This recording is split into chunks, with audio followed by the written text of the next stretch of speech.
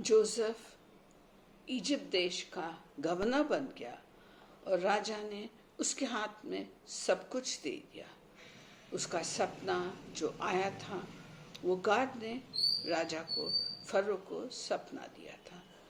तो 7 साल बहुत अच्छा अनाज उगा और बहुत भरभराहट हुई और जोसेफ ने अलग अलग अलग गोडाउन्स में भर दिया, तो भी और अनाज था।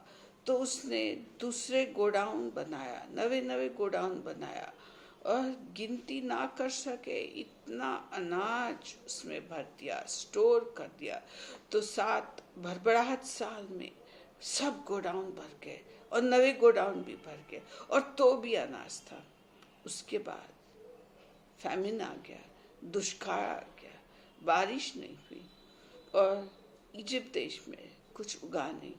तो इजिप्ट देश के सब लोग आए और जोसेफ से अनाज खरीद के गए। तो ये तो दुष्काल था, पूरे दुनिया में था, सिर्फ इजिप्ट में नहीं था। तो जहाँ जेकब रहता था वहाँ भी दुष्काल था।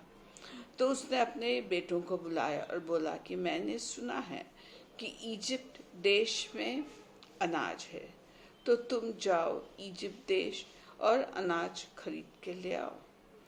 तो उसने उसके जो 11 बेटे अब थे उसके पास, क्योंकि जोसेफ गवर्नर बन गया था इजिप्ट का और ये किसे पता नहीं था।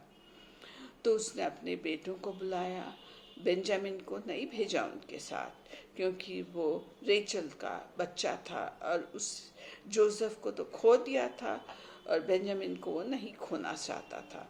तो अपने बेटों को काफ़ी पैसा दिया और बोला जाओ इजिप्ट देश और वहाँ से अनाज खरीद के लाओ। तो वहाँ इजिप्ट देश भाई लोग पहुँचे और गवर्नर के सामने गए और गवर्नर ने उन्हें पहचान लिया कि ये तो मेरे भाई हैं, क्योंकि वो उनके हिब्रू भाषा बोल रहे थे और जोसेफ ने उन्हें पहचान लिया। और जोसेफ चेक करना चाहता था कि उसका बाप क्या जिंदा है नहीं है। तो उसने उसके भाइयों से पूछा कि क्या तुम कहाँ से आए हो? तुम जासूसी करने हमारे देश में आए हो, देखने की कहाँ ज़्यादा अनाज है, कहाँ कम अनाज है, जासूसी करने आए हैं। तो वो भाई लोग बोले नहीं नहीं साहब, हम जासूसी करने नहीं आए हैं। हमारा एक बूढ़ा बाप है जो जेकब है और एक और भाई है जो बेंजामिन है, और वो लोग आए नहीं, लेकिन हम 11 भाई हैं। तो जोसेफ बहुत खुश हुआ और पूछा क्या तुम्हारा बूढ़ा बाप ठीक ठाक है? तो वो बोले हाँ, हमारा बाप जिंदा है। फिर उसने पूछा तुम्हारा और एक भाई है? तो वो बोले हाँ, उसका नाम बेंजामिन है, वो हमारा और एक भाई है।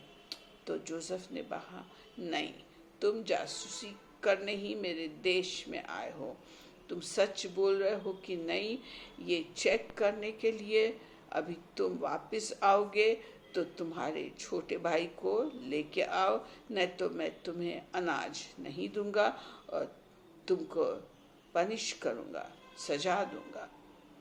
तो वो भाई लोग बोले ठीक है। और उसने बोला कि मैं सीरियस हूँ, इसलिए एक भाई को मैं जेल में डाल के रखूँगा। तो सिमियन भाई को, सिमियन उनका जो भाई था, उसको जेल में उनके सामने डाल दिया और भाई लोग चल बसे और अपने देश की तरफ चल बसे। वो रात को एक भाई अपने जानवर के लिए खाना, अनाज निकालने गया, जानवर को खाने देने के लिए गया। तो उसने अपनी बोरी खोली और बोरी के ऊपर उसने देखा कि पैसा जो दिए थे गवर्नर को, वो पैसा बोरी के मुंह पर है और वो डर गया।